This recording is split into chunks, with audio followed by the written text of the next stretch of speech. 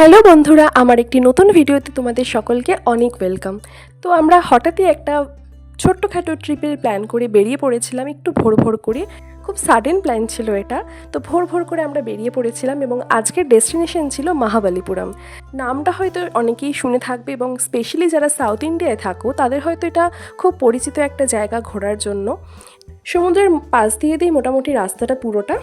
তো চলো দেখতে দেখতে আমরা মহাবালিপুরম পৌঁছে গেছি। তো চলো ভিডিওটা শুরু করা যাক।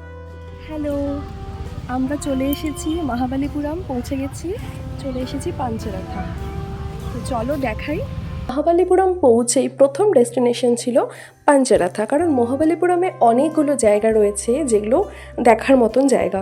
তো এখানে প্রথম জায়গা ছিল পাঞ্চরাথা, যেটা প্রচণ্ড রোদে প্রচণ্ড কষ্ট হয়েছে, কারণ এইটা এমনই একটা জায়গা, মানে এই মহাবালিপুরম যে কোনো সিজনে গেলেই প্রচণ্ড রোদ এবং প্রচণ্ড গরম। এখানে একটা গভর্নমেন্টের টিকিট কাউন্টার রয়েছে যেখানে টিকিট কাটতে হয় এবং একসাথে 5খানা কি 6খানা স্পট রয়েছে যেগুলো একসাথে টোটাল টিকিটটা কাটতে হয়। তো দেখো পৌঁছে গেছে এটা পাঞ্চরাথা। এখানে 5খানা রথ রয়েছে, যেটার জন্যই এটাকে পাঞ্চরাথা নাম দেওয়া হয়েছে। এবং খুব সুন্দর সুন্দর এই যে পাথরের মূর্তি, এই রথগুলো যে তৈরি হয়েছে, এক একটা রথও কিন্তু পাথরেরই তৈরি। এবং জায়গাটা কিন্তু ভীষণ সুন্দর। প্রচুর ফরেনার্স ছিল এই জায়গাতে, মানে গোটা মহাবালিপুরমে প্রচুর ফরেনার্সদের ঘুরতে দেখলাম। তো আমাদের এখানে মানে চেন্নাই থেকে জায়গাটা একদম কাছে হওয়ায় এটা আমাদের একটা ডে ট্রিপের মতনই ছিল।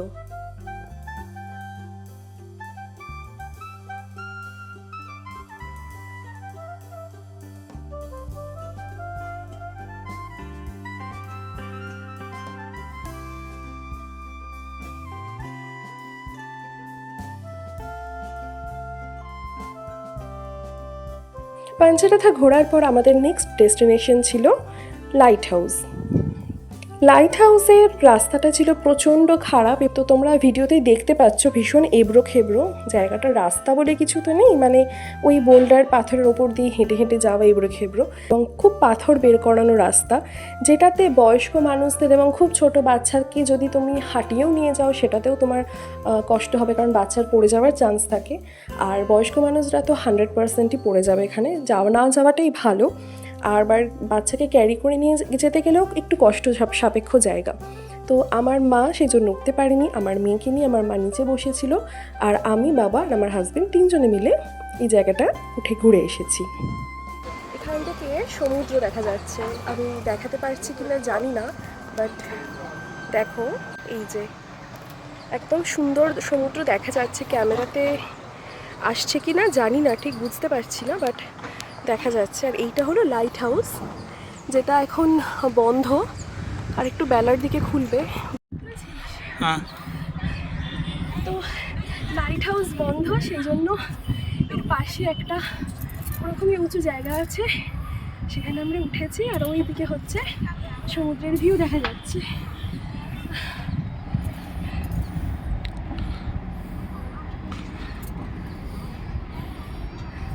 এটা হলো লাইট হাউস বল। প্রচুর উঁচু, যার জন্য পুরো হাঁপিয়ে গেছি।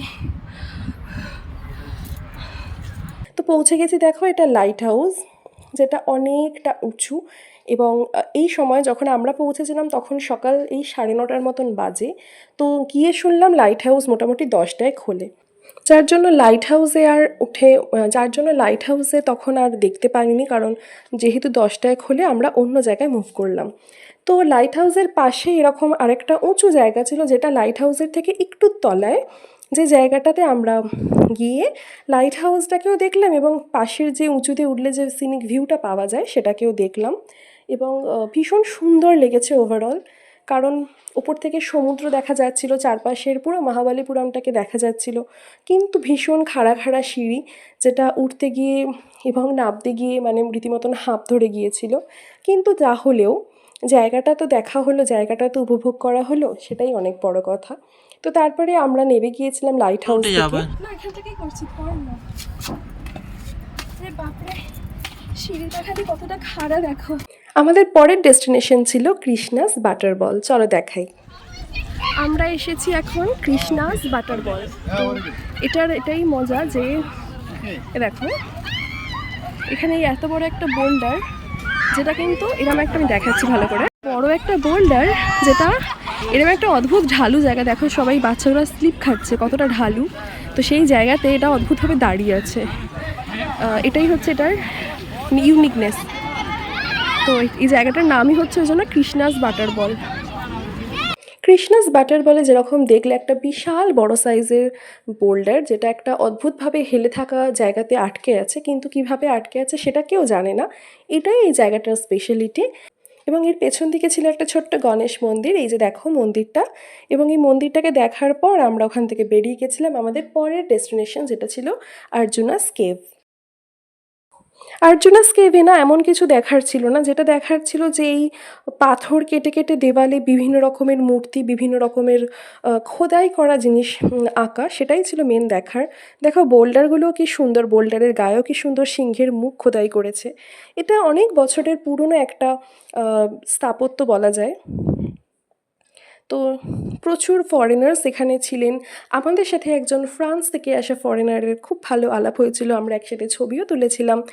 এই দেখো আর্জুনাস কেভের ভেতরে কি সুন্দর বিভিন্ন রকমের মূর্তি খোদাই করা, যেটা সত্যি দেখবার মতন, অস্বীকার করে লাভ নেই।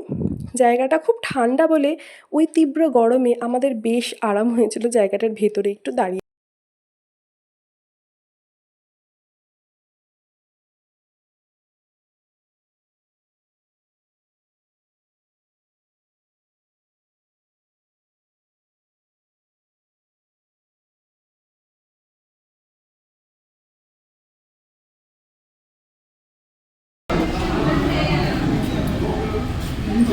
হ্যালো, এটা হলো কৃষ্ণ মণ্ডপম। আমরা এসেছি, তো দেখো কীরকম, দেখো চারপাশ ঘুরে ঘুরে দেখো, তারপরে এডিট করবো।